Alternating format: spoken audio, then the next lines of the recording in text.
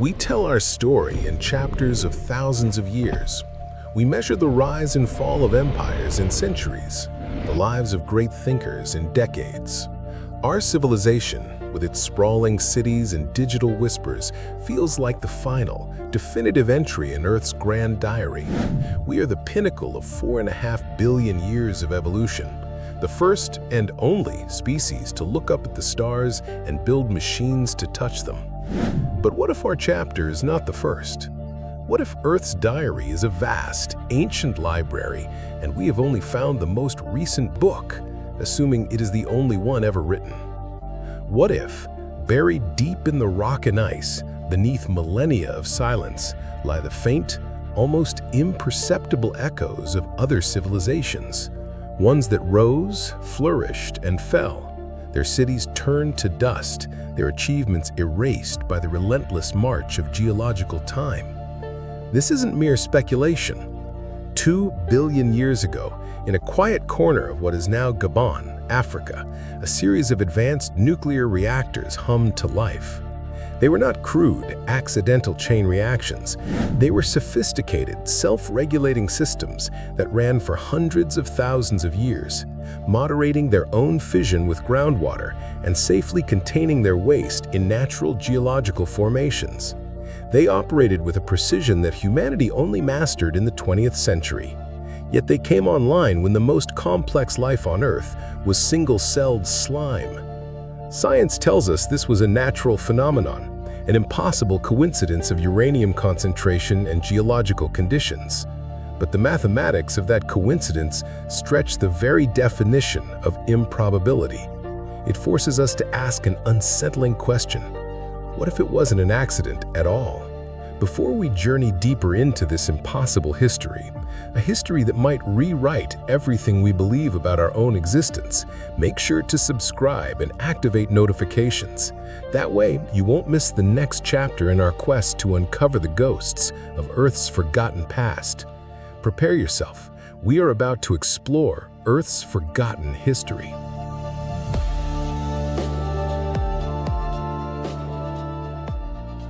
Our journey is not a search for fossilized skyscrapers or buried starships.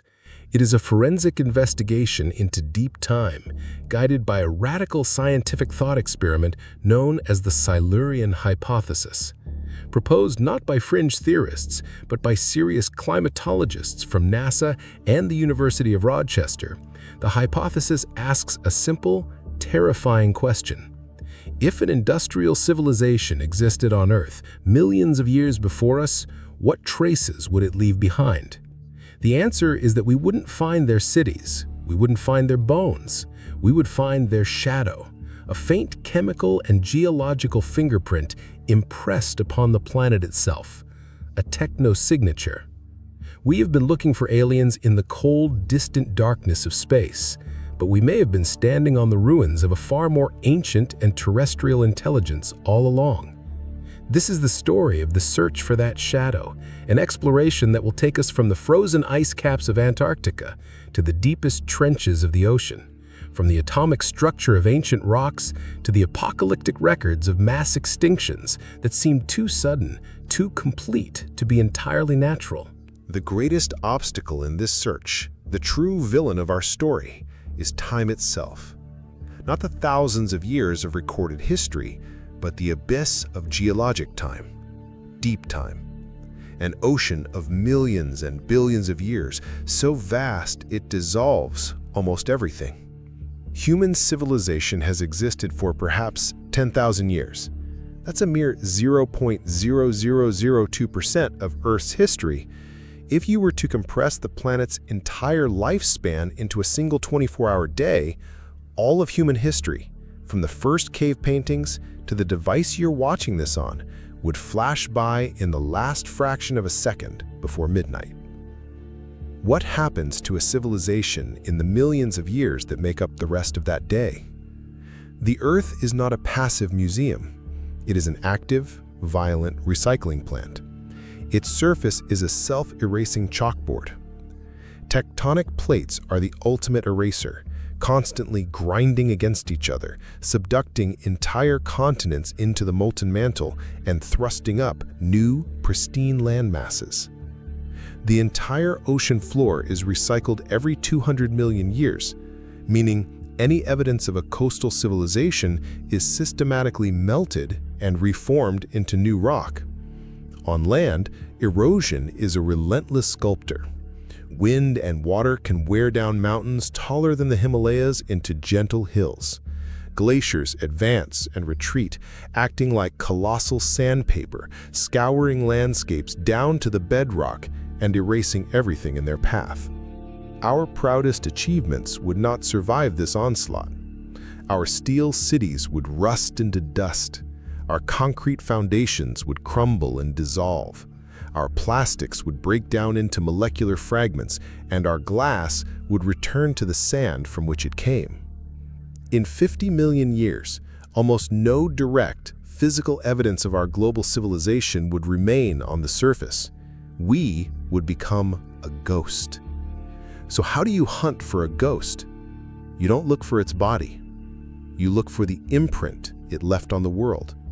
You look for its techno-signature. The most powerful signature our own civilization is currently creating is in the atmosphere.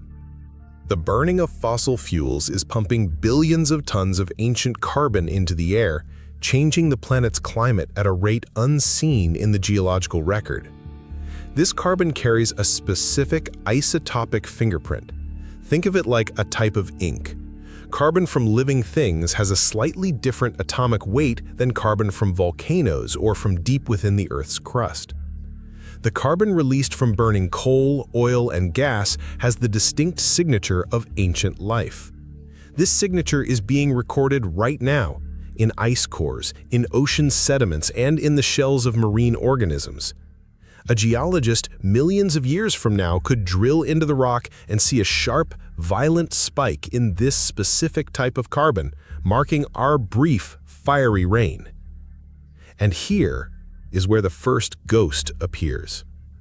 Geologists have found these exact spikes before. The most famous is the Paleocene-Eocene thermal maximum, or PETM, a sudden warming event 56 million years ago. For millennia, scientists assumed it was caused by massive volcanic eruptions. But the carbon spike of the PETM and other similar events is strangely different. The isotopic signature looks more like the result of burning massive quantities of organic matter than it does volcanic emissions. The speed of the release is also a puzzle. Some of these ancient warming events appear to have happened in just a few thousand years, a geological eye blink that is incredibly difficult to explain with natural processes alone. The Earth seems to be telling us that something, long before us, was burning things on a planetary scale. This is the first piece of the puzzle, a potential fingerprint in the climate record, a shadow of energy use. But what kind of energy? Our own civilization was defined by the moment we unlocked the most powerful force in the known universe, the moment we split the atom. Could a previous civilization have done the same? And if so, could their nuclear fire have left a signature that would survive not for millions, but for billions of years? The fire of the atom. It is a power capable of creating suns or ending worlds, a force humanity has wielded for less than a century, yet one that has come to define our age. It is the ultimate signature of a technological species, the moment intelligence learns to rewrite the fundamental rules of matter. But what if we were not the first to kindle this forbidden flame? What if, 2 billion years ago, another intelligence on Earth looked at the fabric of reality, saw the energy locked within its core, and decided to pull the thread? The evidence for such a staggering possibility is not found in myths or legends, but is written in the language of radioactive decay, in forgotten elements buried under an African savanna. Let us return to the Oklo mines in Gabon. The mainstream scientific explanation is that these were natural nuclear reactors, a 1 in a billion geological fluke.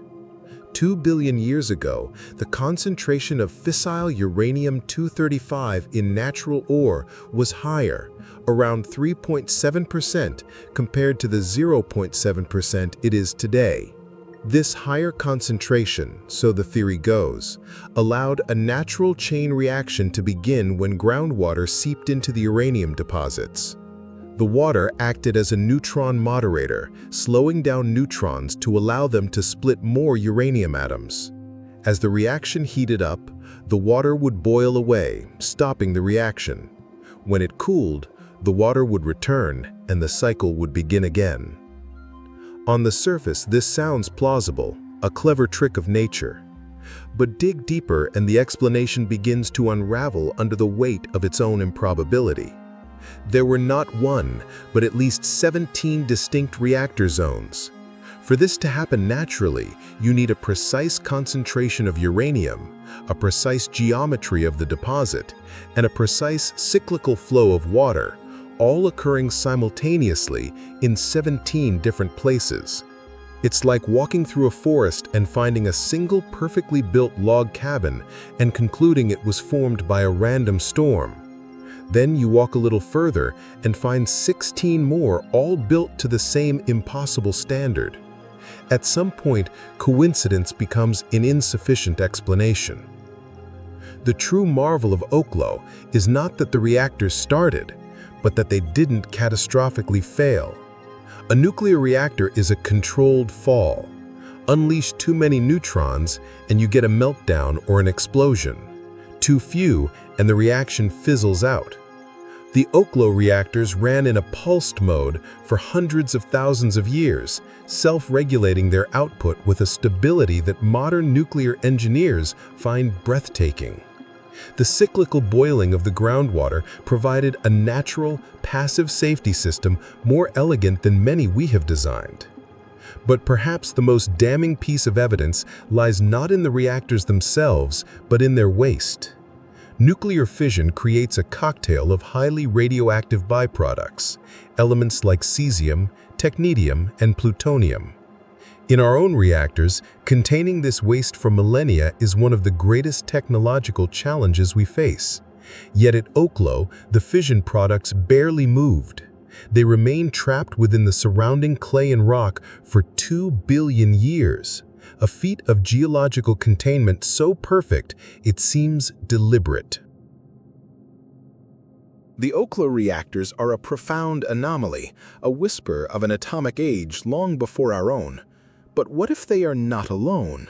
What if they are just the most obvious clue in a trail of radioactive breadcrumbs scattered across the planet? Geologists have discovered other, more subtle nuclear signatures locked in ancient rocks that have no plausible natural explanation. In multiple locations across the globe, from Canada to Australia, uranium ore samples have been found with anomalous ratios of U-235 to U-238. They appear to be slightly enriched. Uranium enrichment is an exclusively industrial process. It involves separating the lighter, fissile U-235 from the heavier, more stable U-238. Think of it like trying to separate two types of sand grains that are almost identical in weight. It requires tremendous energy and highly sophisticated technology, most commonly gas centrifuges, spinning at supersonic speeds. There is no known natural process that can enrich uranium in this way. Yet these enriched samples exist, embedded in geological formations that are tens, even hundreds of millions of years old. Even more shocking is the discovery of the decay products of plutonium-239 in these same formations. Plutonium-239 is, for all intents and purposes, a man-made element. It is created inside nuclear reactors when uranium-238 absorbs a neutron. It has a half-life of just 24,000 years, meaning it decays away completely in a few 100,000 years. Finding its specific decay products in rocks that are millions of years old is like finding a modern smartphone fossilized inside the skeleton of a Tyrannosaurus rex. It is an artifact that simply does not belong to its time. It is the fingerprint of a functioning nuclear reactor that was operating in the deep past. Each of these clues, taken in isolation, can be dismissed. Oklo was a fluke. The enriched uranium is an unexplained error in our understanding of geology. The plutonium traces are contamination from modern sources, despite rigorous testing to rule that out. But when you look at the pattern, the dismissal becomes an act of willful ignorance. It points to the staggering possibility that one or more ancient civilizations not only existed, but reached an atomic age. They built power plants, they processed nuclear fuel. They left behind a radioactive legacy that has outlasted their cities, their bones, and their very memory. The evidence for this ancient atomic age is written in the subtle language of isotopes and radiation, a message that can survive the crushing pressures of deep time. But if a civilization powerful enough to build reactors, they were also powerful enough to destroy themselves. The same fire that can power a world can also be used to burn it to ashes. And the geological record keeps another, darker secret: mass extinctions that happened too fast, too violently, and too precisely to be explained by nature alone. Was their atomic fire a source of power, or was it the weapon that triggered their own and nearly all of life's encounter with the Great Filter?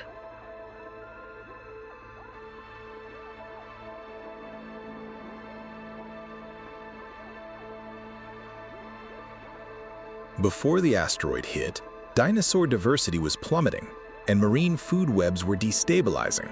It seems the asteroid delivered a knockout punch to a world that was already on the ropes.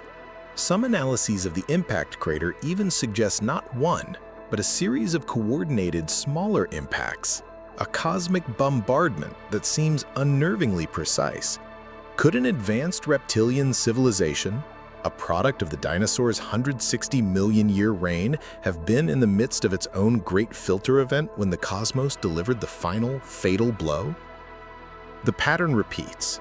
The end Triassic extinction, 201 million years ago, saw a rapid ocean acidification event that killed off most shelled marine organisms within a few thousand years. Again, the speed of this chemical change is hard to explain with volcanic activity alone, which would gradually increase atmospheric CO2 over a much longer period. The evidence hints at a direct, concentrated release of acid into the oceans, a signature that sounds disturbingly industrial. These events are the geological equivalent of finding a body riddled with bullets in a single stab wound. Mainstream science has focused on the stab wound, the asteroid, the volcano, because it's the most obvious cause of death. But the bullet holes, the signs of a faster, more coordinated, and perhaps more intelligent killer remain. These impossibly rapid extinctions, which seem to target the biosphere with surgical precision, could be the faint, terrifying scars of ancient civilizations failing to navigate their own technological adolescence. They might be the recurring echo of the Great Filter, the ultimate test that intelligence must pass to survive. A test that, perhaps, no civilization on Earth has ever passed.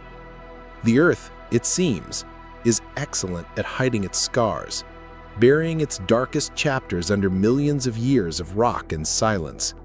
But the problem with any planetary-scale catastrophe is that the evidence is never confined to the planet itself. Major impacts and global wars would blast debris from Earth's surface into space. What if a more stable, silent world has been passively collecting that evidence for billions of years? What if 238,000 miles away, there is an ancient stone archive that holds the secrets Earth has tried so hard to forget? The Earth keeps a detailed diary of its life, written in layers of stone and fossil. It is a book of the dead.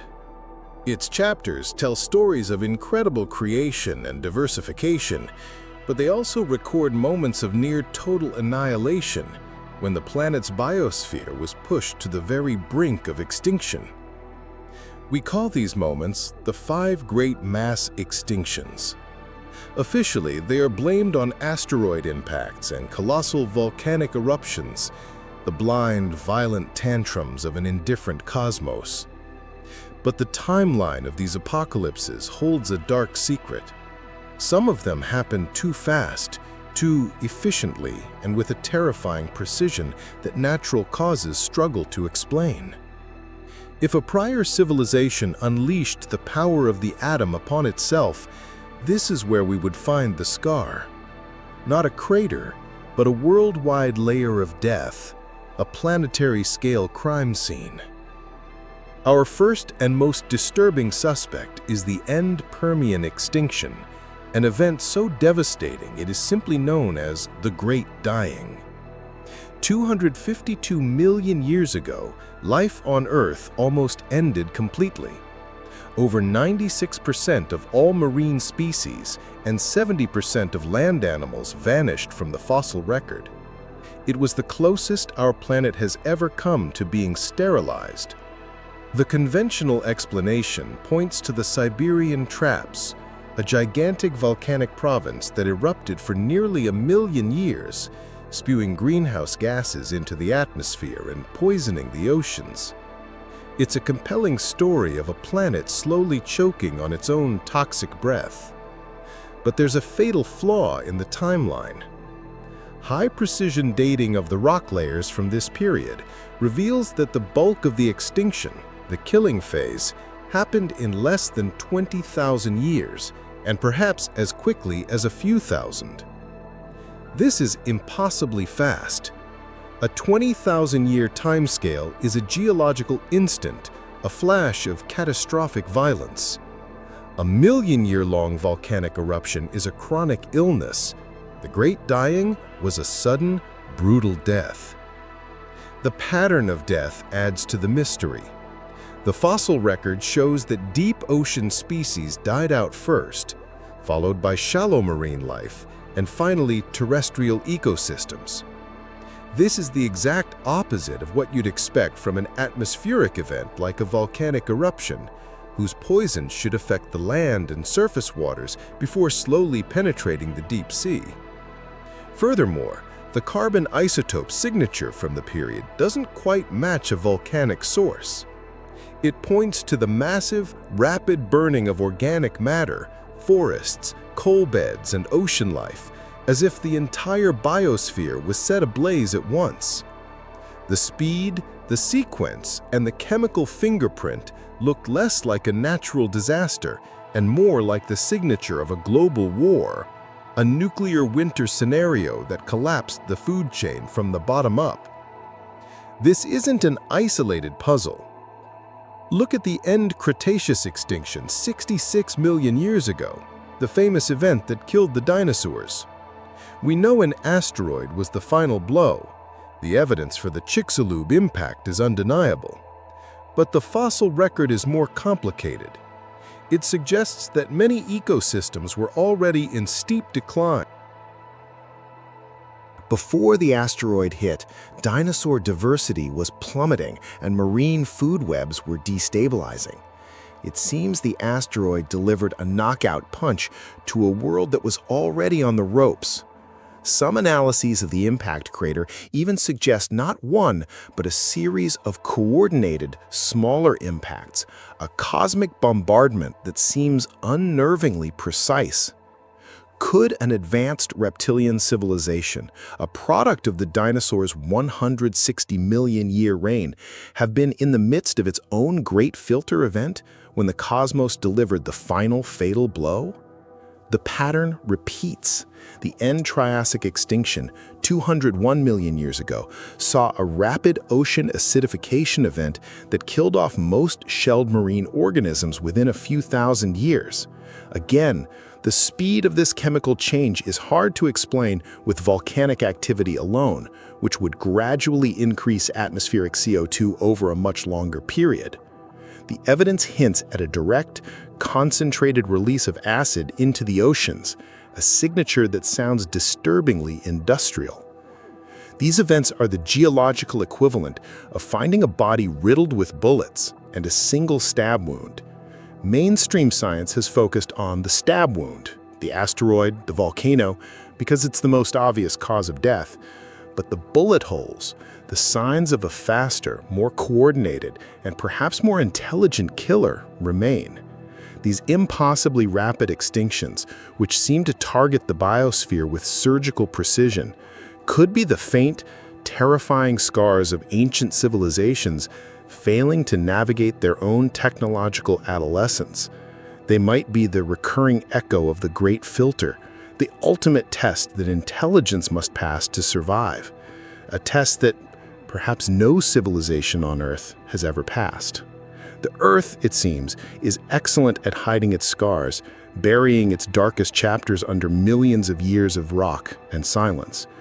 But the problem with any planetary-scale catastrophe is that the evidence is never confined to the planet itself. Major impact and global wars would blast debris from Earth's surface into space. What if a more stable, silent world has been passively collecting that evidence for billions of years? What if, 238,000 miles away, there is an ancient stone archive that holds the secrets Earth has tried so hard to forget? So why haven't we found anything? The answer lies in the sheer scale of the moon and the microscopic nature of our search so far. The combined Apollo missions brought back less than 900 pounds of rock from 6 tiny landing sites on the lunar near side. To believe this meager sample represents the entirety of the moon's 4.5 billion year history is an act of statistical absurdity.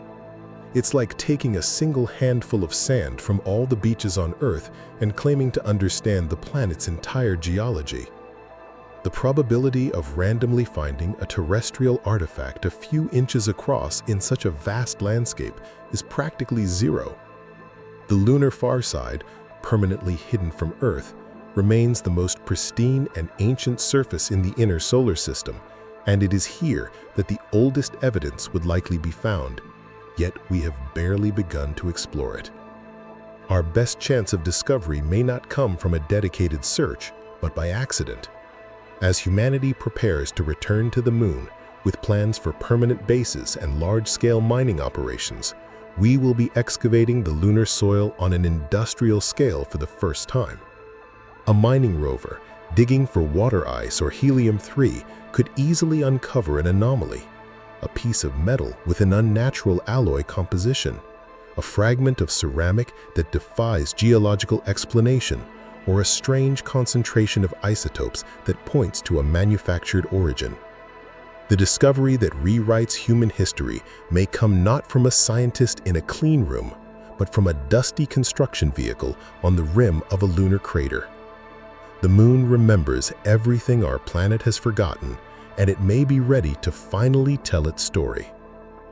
The moon may hold the key to Earth's forgotten past, but as we prepare to search its gray dust for echoes of our own world, we ignore a more profound possibility. What if the ruins we're looking for belong to a civilization that never called Earth home? What if on the now dead worlds of Mars or Venus lies the evidence of a truly alien intelligence, the firstborn of our solar system? Our search for Earth's ghosts has led us to the moon's silent, dusty archive. But the early solar system hosted more than one promising world. A sister to Earth, born from the same cloud of stardust and warmed by the same young sun, once followed its own path to life. Today, we call it Mars. We see it as a cold, red desert, a tomb world preserved in a permanent state of winter. But 4 billion years ago, Mars was a paradise. It had flowing rivers that carved vast canyons, deep oceans that stretched across its northern hemisphere, and an atmosphere thick enough to support clouds and blue skies. For a time, Mars may have been even more hospitable to life than early Earth. While our own planet was being pummeled by colossal asteroids during the late heavy bombardment, Mars, being smaller and farther from the Sun, enjoyed a more stable and gentle climate. Its lower gravity would have made the evolution of flight far easier for any developing creatures, and its 2 small moons, Phobos and Deimos, would have created complex tidal patterns, stirring the chemical soup of its oceans in ways that could have accelerated the emergence of complex organisms. The evidence for this vibrant, watery past is now undeniable, written in the very rocks our rovers traverse. We have found ancient river deltas, sedimentary layers laid down by placid lakes, and clay minerals that can only form in the presence of abundant liquid water over long periods. More tantalizingly, these ancient lake beds contain complex organic molecules, the chemical building blocks of life itself. Some formations bear a striking resemblance to stromatolites on Earth, layered structures built by some of our own planet's earliest microbial life. It seems almost certain that life began on Mars. The real question is, how far did it go? This 2-billion-year paradise was not killed by a sudden, unpredictable catastrophe like the one that befell Mars. Venus's death was a slow, creeping fever. A runaway greenhouse effect, likely triggered by massive volcanic outgassing, gradually thickened the atmosphere and trapped more and more heat until the oceans began to boil. Water vapor, a powerful greenhouse gas itself, accelerated the process, and the planet spiraled into the inferno we see today. But this apocalypse would have taken thousands, perhaps millions of years to unfold. Any advanced civilization on Venus would have seen it coming. They would have had centuries of warning, watching their thermometers rise, their shorelines recede, and their world slowly die. What would a civilization do in the face of a predictable, slow-motion apocalypse? They would fight back. They would have had generations to attempt planetary-scale geoengineering projects. Perhaps they built colossal solar shields in orbit to reduce the incoming sunlight. Maybe they constructed massive atmospheric processing plants to scrub the carbon dioxide from the air. Their final desperate centuries might have been a heroic, tragic war against their own planet's climate. The evidence of this war, the ruins of their civilization, could still be there, buried but preserved.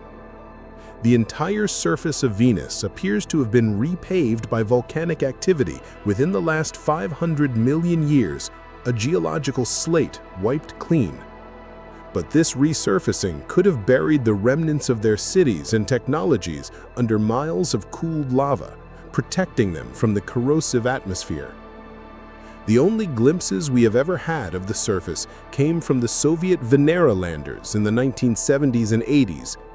These incredibly durable probes survived for less than 2 hours before being crushed and melted, but not before sending back images of flat volcanic plains, a landscape eerily devoid of features.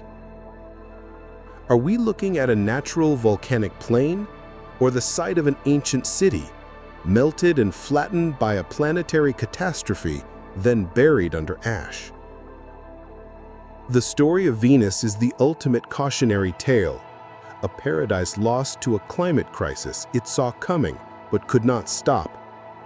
The ruins of its civilization may be the most difficult to find in the entire solar system, but they may also hold the most important lessons.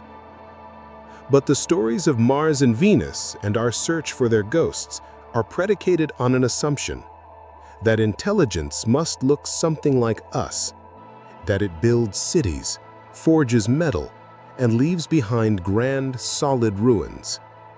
But what if the greatest story of survival and technological advancement on Earth happened long before any animal with a brain ever existed?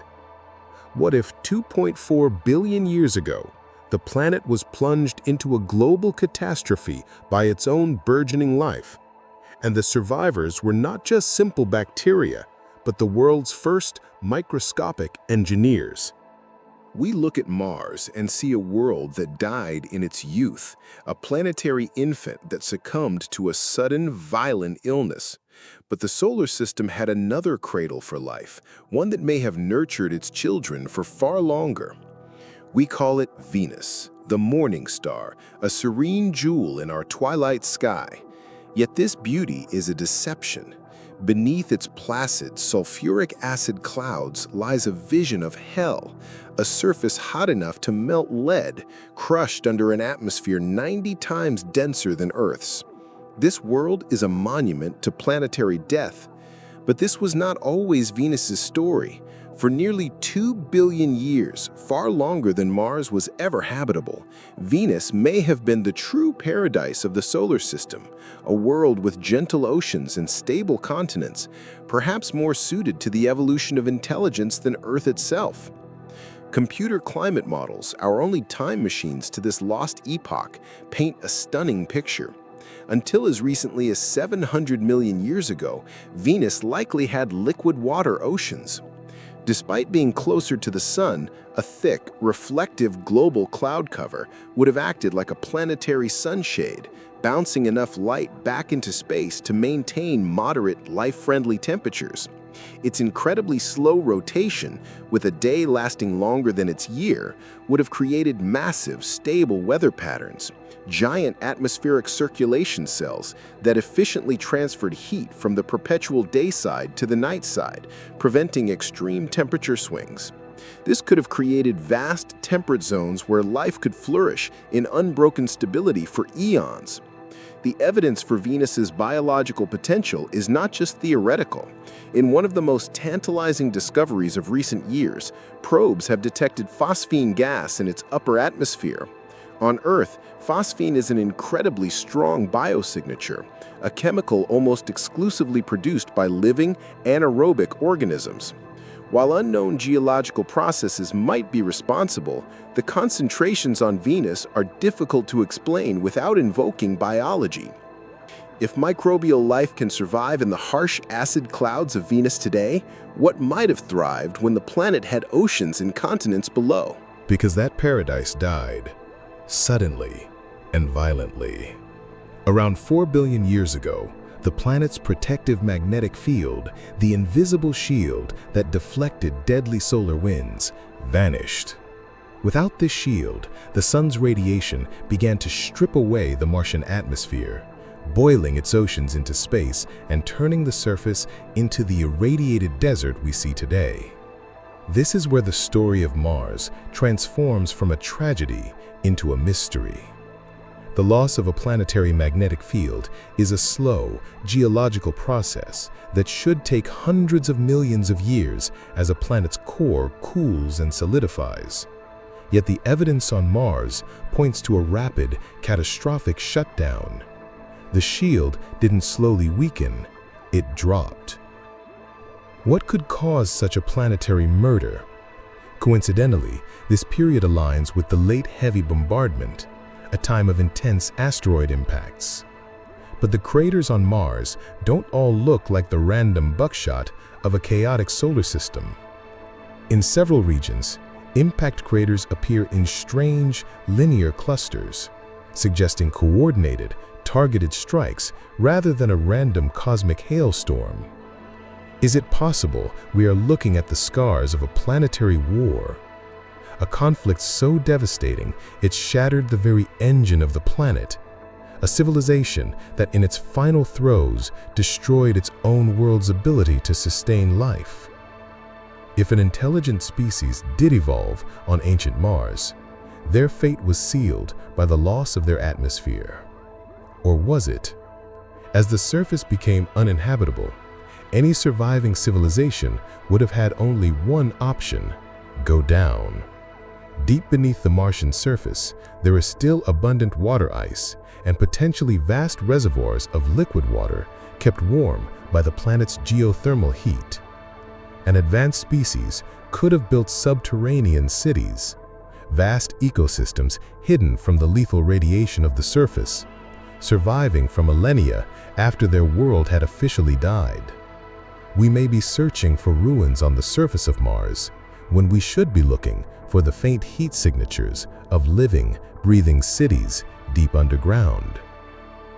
Mars may be a cold red tomb today, but its ghosts whisper of a vibrant past and a violent death. It stands as a chilling monument to planetary fragility, a cosmic crime scene waiting to be investigated. But it wasn't the only other world in our solar system to have a promising youth.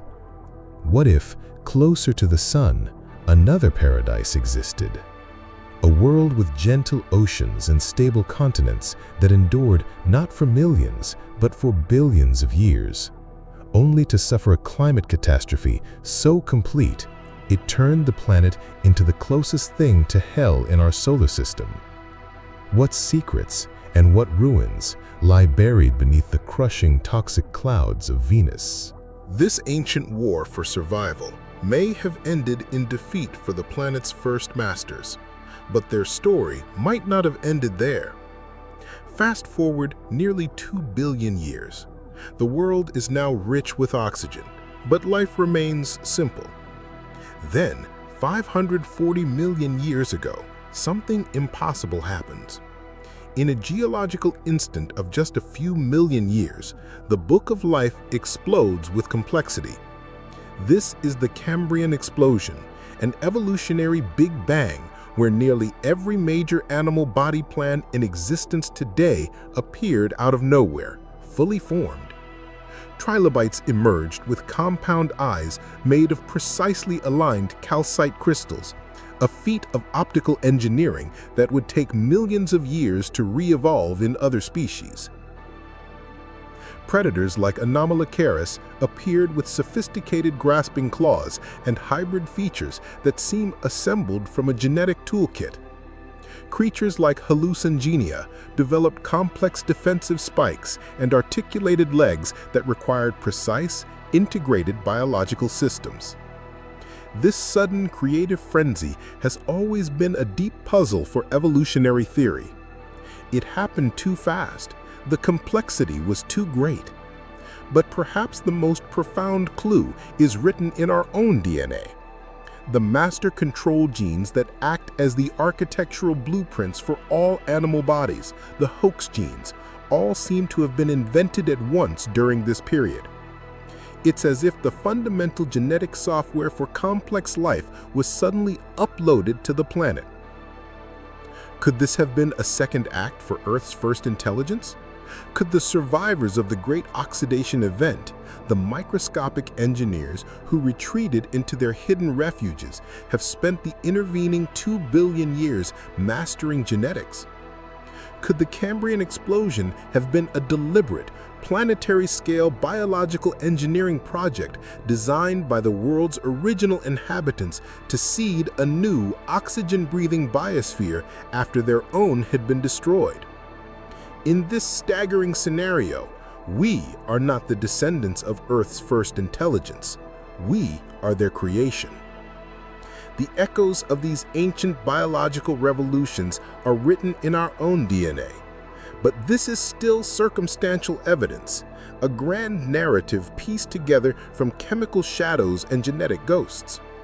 But what if there is something more? Tangible, physical artifacts that have survived the ravages of deep time, waiting in the dark to be discovered.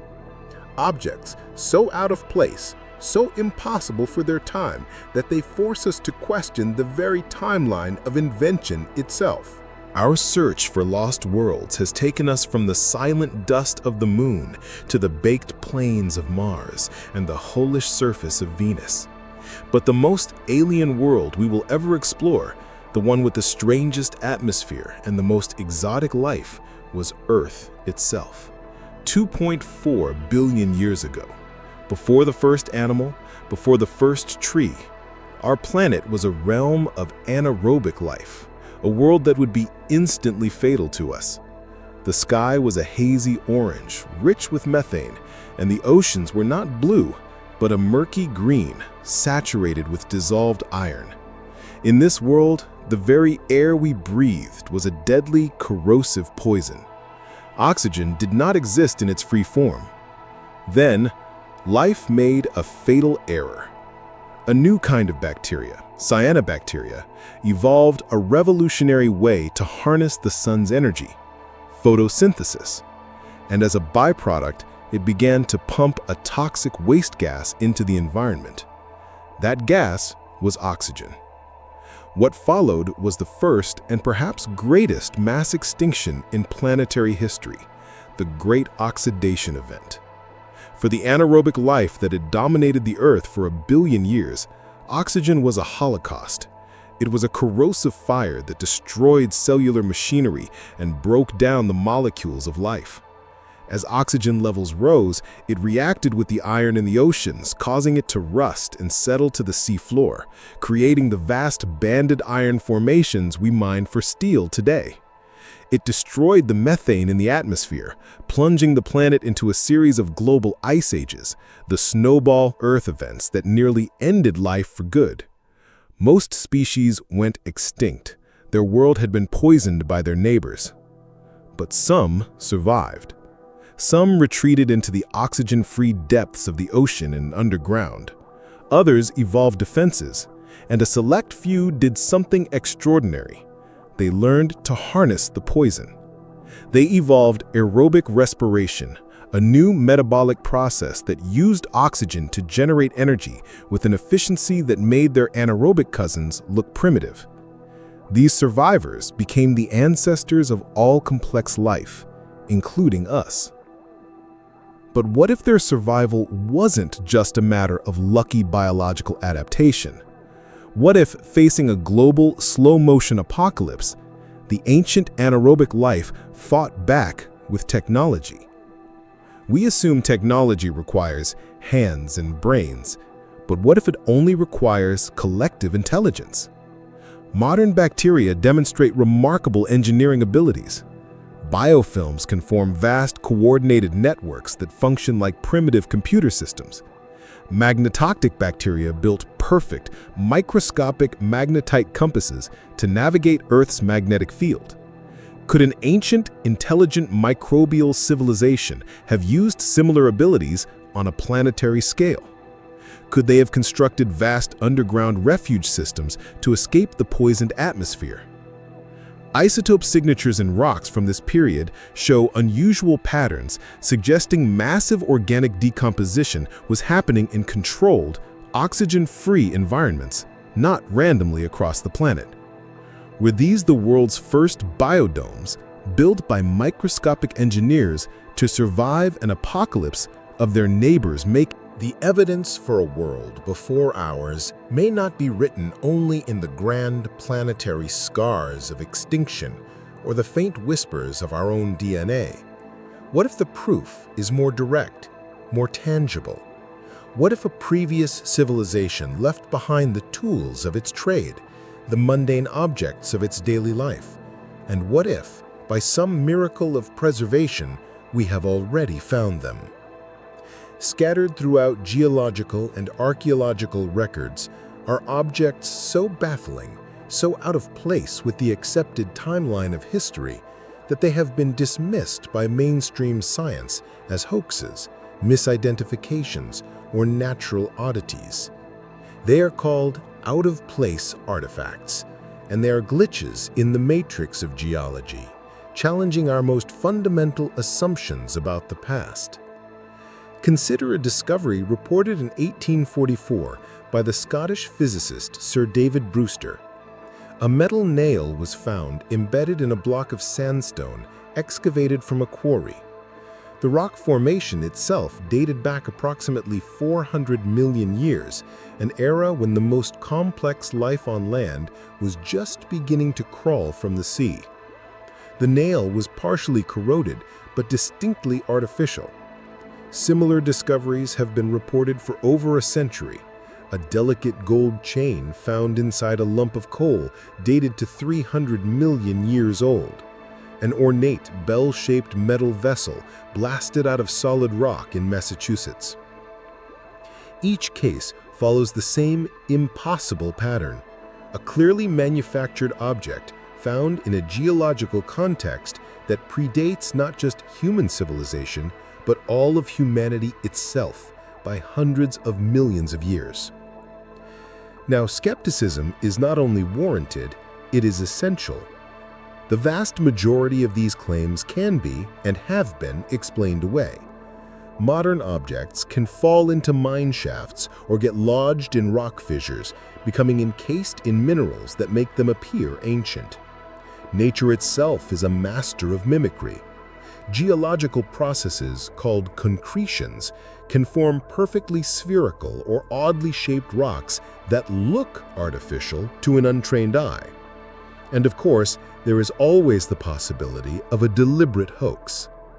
But a few cases resist such easy debunking.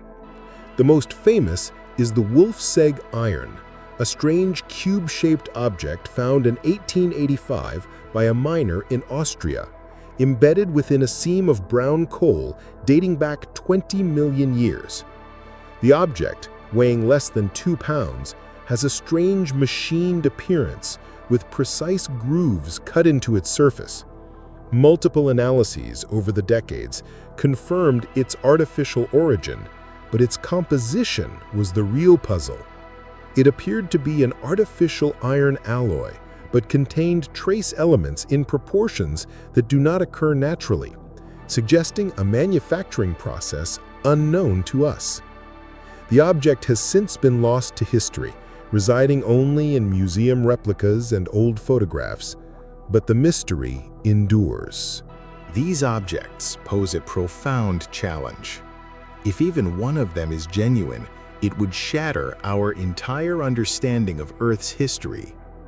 But the immense difficulty of preservation over deep time means we should not expect to find a garage full of 50-million-year-old artifacts. Technological objects are even less likely to survive than fossils. We see this with our own history. Industrial archaeology shows how quickly our proudest creations vanish. Abandoned factories rust into the ground in decades. Electronics corrode into unrecognizable fragments. For a metallic tool to survive millions of years of geological pressure, water, and chemical reactions would require an almost unbelievable series of lucky breaks. The rarity of such artifacts is exactly what we should expect if they were real. Perhaps the most powerful argument for taking these possibilities seriously comes not from a 20-million-year-old mystery, but from a 2,000-year-old reality, the Antikythera mechanism. Discovered in a Roman-era shipwreck in 1901, this shoebox-sized device of bronze gears and dials was initially dismissed as a modern clock that had fallen onto the wreck. It was too complex, too sophisticated to be ancient. But it was ancient. It was an astronomical computer, an intricate mechanical model of the solar system capable of predicting eclipses and tracking the positions of the planets with a precision that would not be matched again for over 1,000 years. We had no idea the ancient Greeks possessed this level of technology. It had been completely lost to history, a ghost of forgotten genius. If we could forget something this extraordinary for a mere 2 millennia, what else could have been forgotten in the abyss of 50 million years? These physical objects, whether real artifacts or geological illusions, remain tantalizing but inconclusive. They are whispers in a language we can't quite decipher. But what if the strongest evidence for lost civilizations isn't found in rock or metal, but in pure logic? What if the laws of probability themselves scream that intelligent life should have arisen on Earth not once, but many times? The silence from the stars is a famous paradox, but the silence from our own planet's deep past may be the greater mystery. For more than 70 years, we have been listening. We have aimed our radio telescopes at the heavens, a cosmic ear cupped to the universe, straining to hear a whisper, a signal, a single intelligent voice in the overwhelming static of space. And in 70 years of searching, we have heard absolutely nothing. This profound, unnerving silence is the greatest mystery of our time. It is called the Fermi paradox, and it exposes a terrifying gap between what should be and what is. The logic is simple and brutal. Our galaxy, the Milky Way, contains up to 400 billion stars. We now know that planets are not the exception, but the rule. There are likely billions of Earth-like worlds orbiting in the habitable zones of their stars, where liquid water can exist. The galaxy is also ancient, over 13 billion years old, giving life an enormous head start on countless other worlds. Even if a civilization expanded at a fraction of the speed of light, it could colonize the entire galaxy in just a few million years, a mere eye blink in cosmic time. The galaxy should be teeming with empires, humming with radio traffic, and glittering with the megastructures of ancient, godlike civilizations. Yet we see nothing. We hear nothing. The universe looks pristine, untouched, and terrifyingly empty. Where is everybody? This silence led scientists to a chilling hypothesis, a dark explanation for the empty cosmos, the Great Filter. The theory suggests that somewhere on the long evolutionary path from simple life to a galaxy-spanning civilization, there is a bottleneck, a final exam that is so difficult almost no species ever passes. The filter could lie in our past, or it could lie in our future. If it is in our past, it means that one of the steps we have already taken was the near impossible one. Perhaps the origin of life itself is a 1 in a trillion fluke. Or perhaps the leap from simple microbial cells to complex animal life is a hurdle so immense that we are one of the only planets to have ever cleared it. In this scenario, we are not just special, we may be the first and only intelligence to ever gaze upon the Milky Way. Our loneliness is a sign of our incredible luck. But there is a second, far more terrifying possibility. What if the Great Filter is still ahead of us? What if intelligence and technology evolve commonly throughout the cosmos, but they reliably lead to self-destruction? In this view, the silence from the stars is not a sign of our uniqueness. It is the sound of a galactic graveyard. It is the echo of countless civilizations that reached our level of technological adolescence and then promptly annihilated themselves through nuclear war, runaway climate change, engineered pandemics, or rogue artificial intelligence. The empty cosmos is not an invitation, it is a warning. This is where the paradox turns its gaze from the stars back to our own world. We have been searching for the evidence of lost civilizations in the rock and ice of Earth, seeing the faint signatures of their energy use and the catastrophic scars of their demise. The Great Filter provides a theoretical framework for exactly this scenario. It predicts that a planet like Earth, with its long history of stable, life-giving conditions, should have produced intelligent life not just once, but perhaps many times. Each time a species reached the precipice of global technology, it would have faced the same final exam. The anomalous extinctions, the impossible nuclear signatures, these might be the fossilized evidence of past civilizations hitting the Great Filter and failing the test. Our planet isn't just a potential victim of the filter. It may be a serial victim, a world that repeatedly gives birth to intelligence only to watch it destroy itself in fire and silence. We're just the latest species to face the test. The silence of space and the silence of Earth's deep past may be one and the same. The sound of the Great Filter at work, a recurring planetary-scale tragedy. But what if a civilization found a way to survive, not by expanding to the stars, but by retreating? What if they recognized the self-destructive nature of surface-dwelling industrial expansion and chose a different path?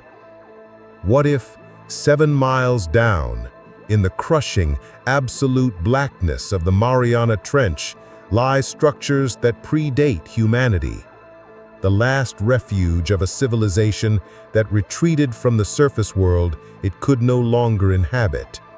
The relentless logic of the Great Filter suggests that intelligent civilizations either destroy themselves or find a way to transcend their planetary origins. But what if there is a third option? What if, faced with an unavoidable apocalypse on the surface, a civilization chose not to flee to the stars, but to retreat into the deepest, most inaccessible sanctuary on their own world? What if they chose to hide? 7 miles down, in the crushing, absolute blackness of the Mariana Trench, there is a world more alien than the Moon. Here, the pressure is over 1,000 times greater than at sea level, the equivalent of having 50 jumbo jets stacked on your shoulders. The temperature is just above freezing, and sunlight has never, in the history of the Earth, touched the sea floor. We have long considered it a lifeless wasteland, but our first detailed maps of this abyss have revealed something impossible. High-resolution sonar mapping of the ocean's deepest trenches has uncovered vast, geometric formations that defy natural explanation. These are not the random, chaotic jumbles of tectonic plates and volcanic vents. These are perfectly straight lines that stretch for miles, massive rectangular and circular structures arranged in what appears to be a deliberate grid, and features with right angles and internal chambers that look for all the world like the buried ruins of ancient cities. Mainstream geology struggles to account for these patterns. They are dismissed as instrumental artifacts or unknown geological processes, but they persist across multiple surveys, in multiple trenches across the globe, a silent testament to something utterly strange at the bottom of the world. The deep ocean is the perfect hiding place, the ultimate fallout shelter. A civilization living on the sea floor would be protected from almost any surface catastrophe. An asteroid impact, the ocean would absorb the energy. A nuclear winter, their world is already one of eternal darkness, powered not by the sun, but by the geothermal heat of the planet's core. A global pandemic, their ecosystems are isolated from the surface biosphere. A civilization that saw the Great Filter coming might have seen the deep trench not as a tomb, but as an ark. And life can and does thrive in this abyss. Around hydrothermal vents, which spews superheated mineral-rich water from the Earth's crust, entire ecosystems flourish in the absence of sunlight.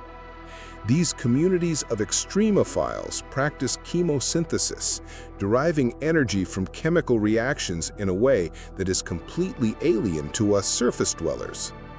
They prove that a complex biosphere, and by extension a civilization, could exist without ever needing to see a star.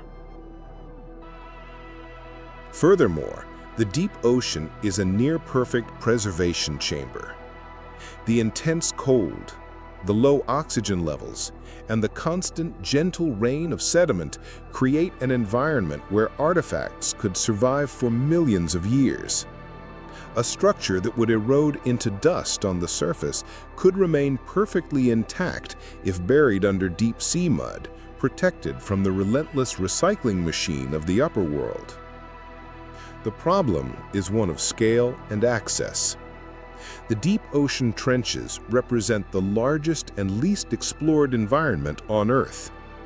Our most advanced submersibles can only explore a few square miles at a time, and most of the ocean floor has never been mapped at a resolution high enough to identify potential artificial structures. We are searching for a needle in a continent-sized haystack, in the dark, from 7 miles away.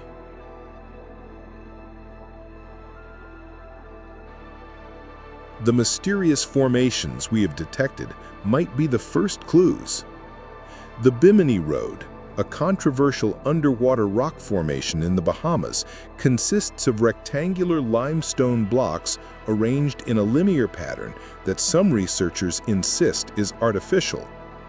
While most geologists attribute it to natural fracturing, it stands as a reminder that the line between geology and archaeology can become blurred underwater.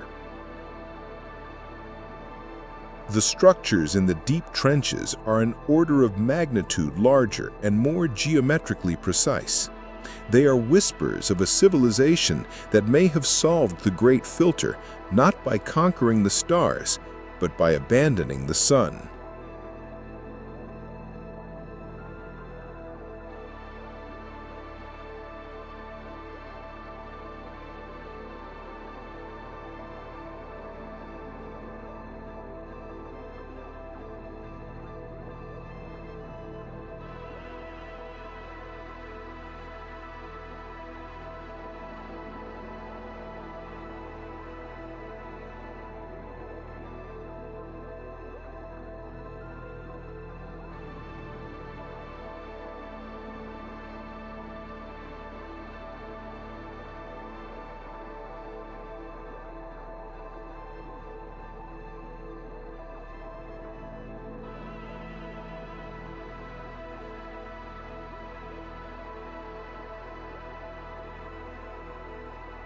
The deep ocean is one potential hiding place for a lost civilization, a kingdom of eternal pressure at night. But our planet holds another, even larger and more perfectly preserved refuge. A ghost continent, locked under 2 miles of solid ice for 15 million years. Before it drifted to the bottom of the world, before the Great Freezing began, Antarctica was a temperate land of sprawling forests, winding rivers, and complex ecosystems.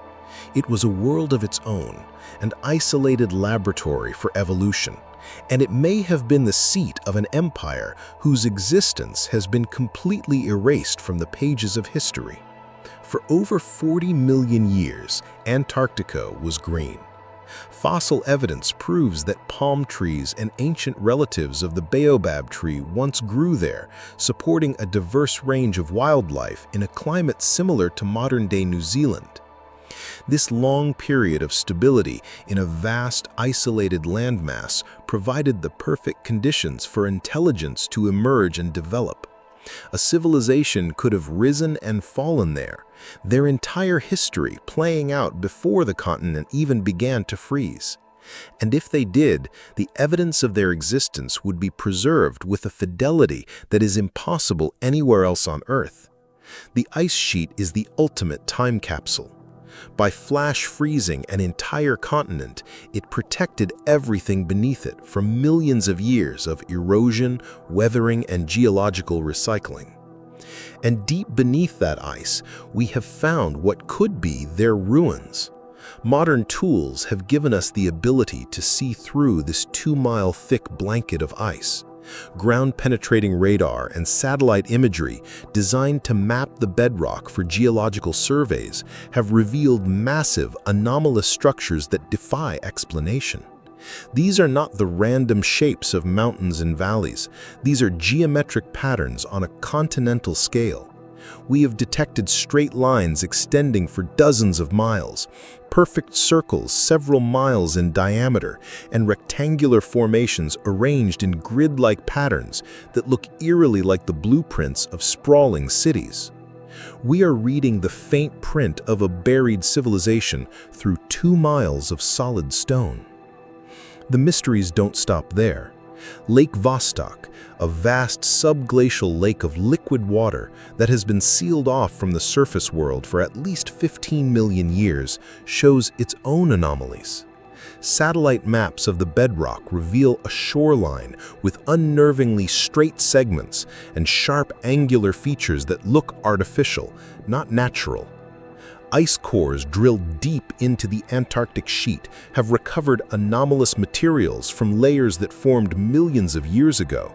Microscopic metallic fragments that don't match meteoritic dust, and complex organic compounds that don't correspond to any known Antarctic life. We are the first species on Earth to read the planet's diary. We are the first to understand deep time, to decipher the story of past apocalypses written in the fossil record. We are the first to look up and see asteroids not as portents from the gods, but as orbital bodies whose trajectories can be calculated and one day altered. We are the first to understand the delicate balance of our climate, to see the invisible blanket of carbon we are weaving in our atmosphere, and to model its future consequences. We are the first to wield the power of the atom with full knowledge of its civilization-ending potential. We are the first civilization to become aware of the Great Filter itself. This awareness is our only true advantage. It is the one thing that separates us from the ghosts of the past. Our current challenges, runaway climate change, resource depletion, artificial intelligence, the ever-present threat of nuclear annihilation, are not unique problems. They are the recurring obstacles of the Great Filter. They are the final exam, and it is happening right now, on our watch. The silence from the stars is a warning, but the silence from Earth's own deep past is a direct message, a cautionary tale delivered from the ruins of those who came before. Perhaps the ultimate test of intelligence is not the ability to build technology, but the wisdom to control it and ourselves. It is the transition from a clever species, capable of bending the laws of physics to its will, to a wise species, capable of recognizing the limits of a finite world and its own fragile place within it. For billions of years, life on Earth has been a story of unconscious evolution. We are the planet's memory, the first part of its biosphere to become self-aware. We hold the legacy of every creature that has ever lived, from the first anaerobic cell to the last dinosaur.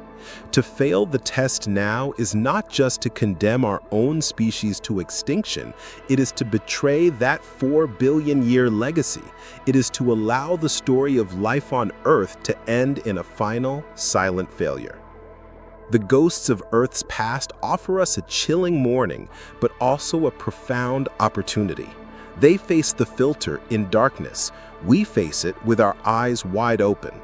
The universe seems to ask the same question of every technological species that arises.